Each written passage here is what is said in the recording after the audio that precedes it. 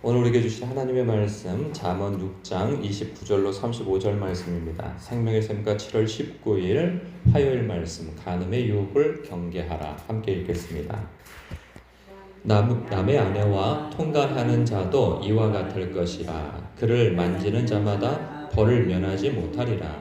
도둑이 만일 줄일 때에 배를 채우려고 도둑질하면 사람이 그를 멸시하지는 아니하려니와 들키면 7배를 갚아야 하리니 심지어 자기 집에 있는 것을 다 내주게 되리라.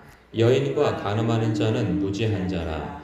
이것을 행하는 자는 자기의 영혼을 망하게 하며 상함과 능욕을 받고 부끄러움을 씻을 수 없게 되나니 남편이 투기로 분노하여 원수 갚는 날에 용서하지 아니하고 어떤 보상도 받지 아니하며 많은 선물을 줄지라도 듣지 아니하리라.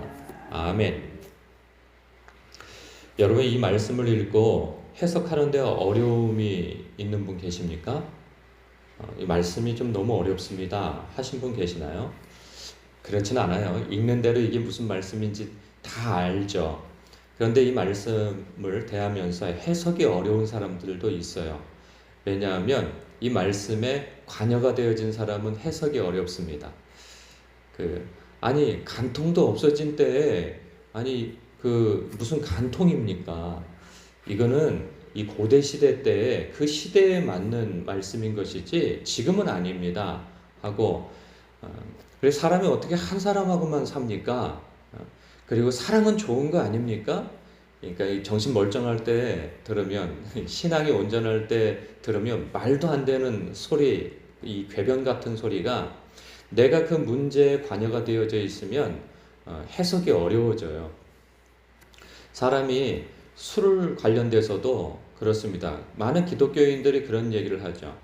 아니, 술이 꼭 나쁜 건 아니잖아요. 사람이 솔직해지기도 하고, 그리고 분위기도 좋아지고, 그리고 이렇게 그것이 우리의 마음이 위로가 되어질 때도 있어요. 그리고 성경에서 술 취하지 말라고 그랬죠. 언제 술 먹지 말라고 그랬나요? 그러니까 정신 멀쩡할 때 들으면 뭐 말도 안 되는 궤변이야 이렇게 생각하지만 자기가 그 상황에 처해 있으면 그럴 수도 있지, 그런 생각이 듭니다. 뭐 따지고 보면 그것이 구원과 관련되어져서 왔다 갔다 하는, 뭐 천국과 지옥이 왔다 갔다 하는 그런 문제는 아니죠, 분명. 그러나 하나님의 사람, 하나님의 자녀로서 그 술을 탐닉하고 기뻐하고 즐거워할 일은 분명 아닌 것이죠. 그 술로 인해서 얼마나 많은 이 죄가 양산되어집니까? 믿지 않는 사람들도 술을 싫어하는 판에 정신 멀쩡한 사람들은 술을 가까이 하지 않습니다. 그런데 이게 자기가 이 술에 대해서 마음을 빼앗기기 시작하면 이게 해석이 어려워지는 거죠. 자꾸 이런저런 해석을 이리 꼬우고 저리 꼬우고 해서 말씀을 있는 그대로 받고 순종하기가 어려워지는 거예요. 이게 이 간통에 대해서도, 이 간음에 대해서도 마찬가지인 거죠.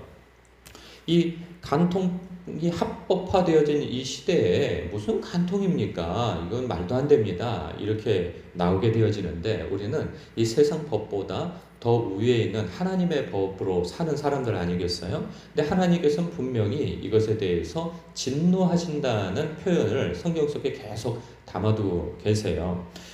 읽는 대로 남의 아내와 통간하는 자도 이와 같을 것이다. 그를 만지는 자마다 벌을 면하지 못하리라. 그러니까 이 세상에서, 그러니까 간통, 이때는 간통법이 다 있지 않았겠어요? 최근까지 우리나라에도 있었는데, 세상적으로도 벌을 면하지 못할 것이다 라고 하지만 그 이면에 하나님께서도 같은 마음이시라는 거죠. 하나님께서도 이것에 대해서 심판하시고 징벌하실 것이다 라고 하는 그 마음을 담아놓고 있는 거예요. 그래서 도둑이 만일 줄일 때에 배를 채우고 도둑질하면 사람이 그를 멸시하지는 아니하려니와, 사실 그렇죠. 종종 TV에서도 뉴스나 이런 데서 나오면은 뭐 아들과 아버지가 이렇게 식료품점이나 그런 데에서 뭐 우유나 아니면 뭘 훔치다가 걸려가지고 하는데, 뭐 직장도 잃고 아무런 대안도 없고 그런 힘이 없는 사람이 딱 한 사정에 있으면은 뉴스에서도 도와준다고 그러고 경찰도 심지어는 뭐 먹을 거를 대주고 뭐 이런다고 하지 않습니까? 그러니까 이렇게 멸시하지는 않는단 말이에요. 오죽하면 그랬을까? 법적으로 이렇게 하더라도 그를 불쌍히 여기는 마음이 든단 말이죠. 그런데 이 간음은 그렇지 않다는 거예요. 이 통간하는 것은 그렇지 않다는 거죠. 이건 뭐 절박하고 굶주리고 이런 것과 다르게 자기 아내와 남편이 있는데도 그런 또 다른 더 큰 욕망과 그러한 다른 사랑을 추구하느라고 그런 몹쓸 짓을 한단 말이죠. 그러면서 그것을 사랑으로 싹 포장을 해가지고 이것이 얼마나 정당한가 해서 자기만 죄 지을 뿐만 아니라 다른 사람까지 죄 지게 만들려고 하지 않습니까? 오늘날 문화가 그러고 있어요. 그러니까 문화를 통하여서 그 드라마나 이런 데에서 간통이 얼마나 아름다운 사랑인가 하는 것을 막 이렇게 그려내지 않습니까? 그럼 그거 보고 있으면 아 저럴 수도 있겠구나 이런 생각이 들게 만든단 말이죠. 뭐 동성연애도 마찬가지예요. 동성결혼도 마찬가지예요. 아 저럴 수도 있겠구나. 아 사람은 다 다양하니까 저렇게 태어나면 어쩔 수 없겠구나 하면서 자꾸 그런 죄를 갖다 이해하게 만들고 용납하게 만들고 나도 저렇게 해도 괜찮겠다 하는 그러한 마음을 들게 만든단 말이죠. 그러나 그것은 분명히 죄다라는 그 말씀을 하고 있어요. 그래서 32절에 여인과 간음하는 자는 무지한 자라 이것을 행하는 자는 자기의 영혼을 망하게 하느니라. 뭐 두 가지 의미가 있죠. 영혼은 자기의 생각과 마음을 병들게 한다는 것과 동시에 그 영혼이 지옥불을 향하여서 다른 박질하고 있는 것을 스스로 모른다는 거죠. 여인을 그런 간통하는 가운데에서 이성을 품고 있는 것은 마치 불을 품고 있는 것과 같고 숯불을 밟고 서 있는 것과 같다 하는 어제의 말씀과 같은 것이죠. 그렇게 그런 사람은 반드시 상함과 능욕을 받고 부끄러움을 씻을 수 없게 될 것이다. 이런 것들은 경험적으로도 많이 경험되어지는 거 아니겠어요? 이런 일들은 집집마다 다 100% 그런 건 아니지만 많은 집이 이런 일들로 인해서 가정불화가 일어나고 하는 사회적 문제가 되어지고 있죠. 34절에 남편이 투기로 분노하여 원수 갚는 날에 용서하지 아니하고 어떤 보상도 받지 아니하며 많은 선물을 줄지라도 듣지 아니하리라. 그렇게 되죠. 저 같아도 눈이 뒤집힐 것 같습니다. 저는 그리스도의 사랑으로 다 용납할 수 있어요. 이게 정신없는 소리죠. 이건 그리스도의 사랑으로 용납되어질 문제가 아닌 것이죠. 눈이 뒤집혀지지 않고 마음의 평정심을 잃어버리지 않는다면 그 사람은 그 자기 배우자를 사랑하지 않는 거예요. 사랑하면 눈이 뒤집히게 되어 있어요. 그런데 제정신이다 하면은 그건 정말 제정신이 아닌 사람인 것이죠. 근데 하나님도 우리를 향하여서 같은 마음이세요. 하나님과의 우리의 관계를 성경은 부부관계로 표현을 자주 합니다. 신랑과 신부로 표현하는 데 있어서는 아주 친밀한 관계임을 그렇게 말씀하시는 거죠. 표현하는 거죠. 그럴 때 하나님께서는 이 성경 속에서도 구약 성경 속에서 하나님의 백성, 신부로 여기는 그 순결한 신부로 요구되어지는 그 관계를 자꾸만 우상을 숭배하고 하나님 외에 다른 것에 마음을 두고 있을 때 하나님께서 진노하시고 질투하신다는 거 아니겠어요? 그것은 하나님께서 자기 백성을 얼마나 사랑하시는가 하는 것의 다른 표현인 것이죠. 그렇기 때문에 문제는 무엇이냐? 나는 우상 숭배를 안 하는데요. 나는 간통을 안 하는데요. 이게 문제가 아니고 여기서 핵심은 사랑하라는 거예요. 하나님을 사랑하고 배우자를 사랑하라는 것이지 내가 무엇을 어떤 죄를 안 짓는 것에 나는 나의 의무를 다하고 있어 그런 말씀으로 주어지는 것이 아니라는 거예요. 우리가 이런 죄를 빠지지 않는 최선의 방법은 무엇이냐? 사랑하는 것입니다. 하나님을 사랑하고 그리고 배우자를 마음과 뜻과 힘을 다해서 사랑하는 것이죠. 그럴 때 여러분 마음으로 사랑하는 사람은 이러한 간통이나 우상이나 이러한 것에 마음을 빼앗기지 않게 되어져 있어요. 누구도 장담할 수 없는 거예요. 저도 아직 젊어요.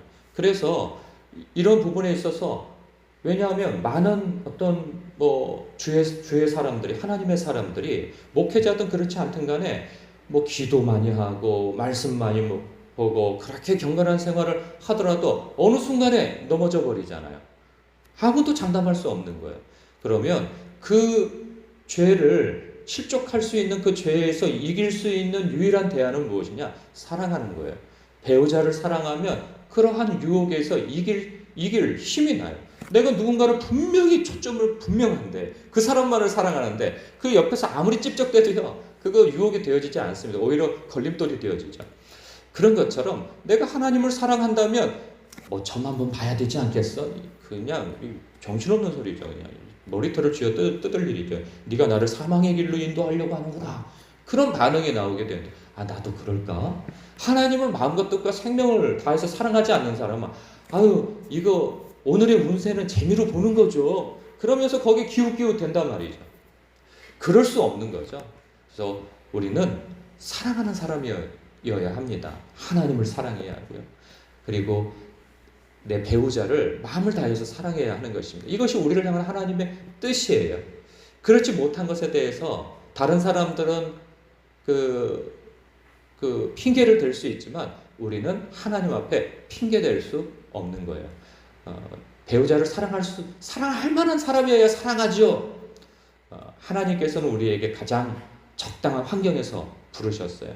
그렇다고 한다면 우리가 먼저 하나님의 사랑을 받은 사람으로서 사랑할 힘도 공급해 주신 것이 분명하기에 이러한 말씀을 오늘도 우리에게 주시는 것이죠. 사랑을 회복하였으면 합니다. 그 대상이 누가 되었든 간에. 기도하겠습니다.